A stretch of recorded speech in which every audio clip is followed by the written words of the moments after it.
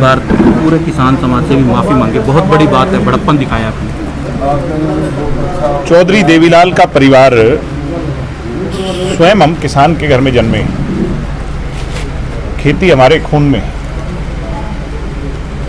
मैं ये तो कतई नहीं कहूँगा कि कोई प्रदर्शन जो हो रहा था वो ठीक था या गलत था, मगर अगर किसी पर भी लाठी चली, और विशेष तौर पर किसान पर लाठी चलना, एक बुजुर्ग किसान पर लाठी चलना, वो उस पर नहीं, उनके परिवार पर नहीं, बल्कि चौधरी देवीलाल के परिवार पर लाठी चलने बराबर है। मैंने पहले दिन भी कही थी जब ये घटना घटी, मैंने स्वयं इसका मैसेज दिया था और तब भी मांग करी थी भी इसकी जांच होनी चाहिए। दुष्यंत जी ने भी कही इसकी जांच और होगी भी, जिसने भी ये गलत आदेश दिए उसकी जांच भी होगी। मैं तो इतना ही कहूँगा कि ऐसी घटना हरियाणा में इस राज में दोबारा नहीं हो, ऐसी मैं उम्मीद करता हूँ, क्योंकि चौधरी देवीलाल जी की सोच का राज हमने मिलजुल करके बनाया है और किसान पर किसी तरह का प्रहार नहीं। आज आप खुद आए हैं पीड़ित परिवार से मिलने, प्रदेश के डिप्टी सीएम ने, आप उनके छोटे भाई आपको भेजा गया मिलने के लिए, आर्थिक मदद में क्या किया? नहीं, वो हमारे परिवार के सदस्य हैं, उनकी ये पीड़ा उनकी नहीं हमारी है, और हमारी जो जिम्मेवारी है वो हमने निभाई। नहीं लगता इस मामले पर राजनीति हो रही है? जिस तरह कांग्रेस के पूर्व सीएम आए, उन्होंने कहा कि अगर हाईकोर्ट के न्यायिक वजह से जांच होनी चाहिए, नहीं तो हम जिहाद छेड़ देंगे हरियाणा में। ऐसा शैलजा आई और एक जिम्मेवार व्यक्ति का कहना कि जिहाद छेड़ देंगे, जिहाद शब्द ही अपने आप में बहुत आपत्तिजनक शब्द है और जिसकी बहुत सारी डेफिनेशन है। मेरे हिसाब से उनको ऐसा नहीं कहना चाहिए। राजनीति किसी को नहीं करनी चाहिए। किसान का मामला है और इनकी एक ही मांग है कि एमएसपी मिले, यही मांग है ना।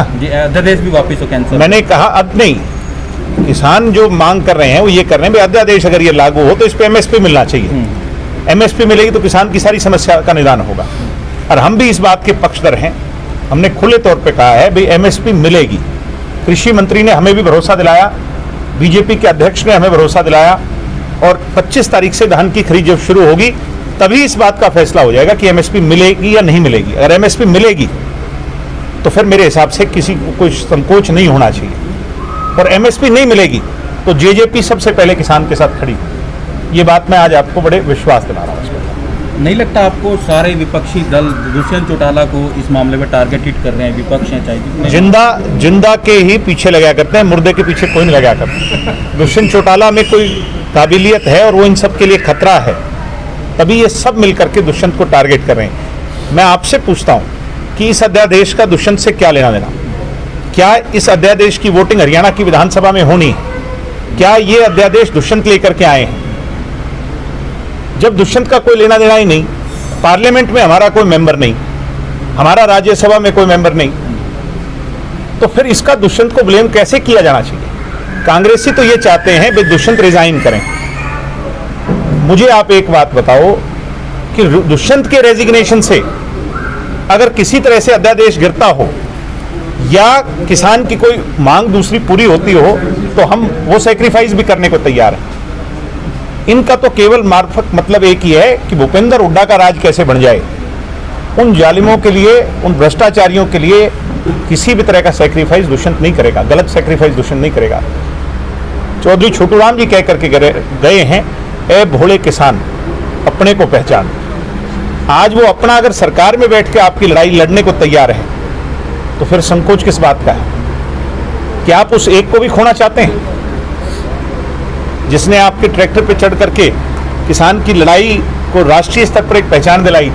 अगर वो आज सरकार में बैठा है तो वो इस एमएसपी की लड़ाई को भी मजबूती से लड़ेगा, ये मैं विश्वास हरियाणा की जनता को दिला। लास्ट सवाल, नहीं लगता बड़ौदा चुनाव को लेकर इसमें कांग्रेस पार्टी राजनीति कर रही है, कह रही है कि दुष्यंत और दिग्विजय का गांव में बैन किया जाए जब तक वो माफी नहीं मांग लेते? हरियाणा के 6700 गांव और हरियाणा की 2.5 करोड़ जनता हमारा परिवार है। अगर वो हमें बैन करेगी तो उनका बैन भी हमें स्वीकार है। अगर वो हमारे कान पकड़ेगी तो वो भी हमें स्वीकार है। वो जो दंड हमें देगी वो हमें स्वीकार है, मगर कांग्रेसियों का दंड हमें सहन नहीं। कांग्रेस के खिलाफ तो मेरे परदादा ने लड़ाई शुरू करी।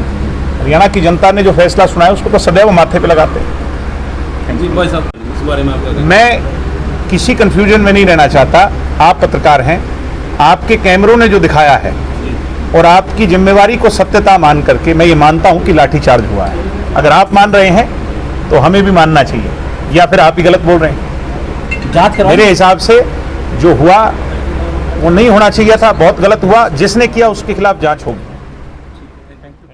आप फुलसना मारे लॉस कौन सी पार्टी में है आप? किस पार्टी में है? पिपली गया था मैं रैली में, मैं गया था तो अजय की रैली में सुनता नहीं मैंने। अच्छा, ठीक स्थाना की रैली, किसानों की रैली में गए थे आप? किसानों की रैली में गए थे? हाँ किसाना की रैली, कहाँ कहाँ चोट लगी आपको? पिपली गया। पिपली गए थे। क्या बताएंगे, आपके जो बुजुर्ग हैं उनको पैरों पे चोटें हुई, कैसे लगी? पुलिस मारे डंडे, कमर में भी लगे, पैर टूट रहा, जख्म हो रहा। 10 तारीख को रैली में गए थे? न मैं नहीं समझते झूठ हूँ, बहुत रैली में गए 10 तारीख, रैली में गए थे माजी।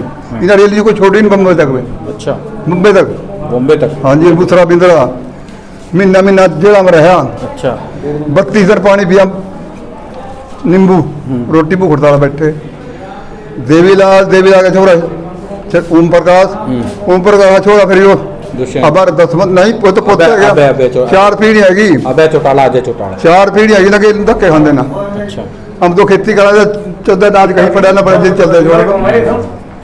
तो क्या अभय चौटाला, अजय चौटाला या दुष्यंत चौटाला के आप संघर्ष के साथी हो? नहीं लगता कि उनको लाठियां पड़ी, इतने बुजुर्ग आदमी को नहीं मारना चाहिए था? और मारने पीछे को अच्छी बात है, बुजुर्ग होता कोई मारना तो माड़ी बात है ना।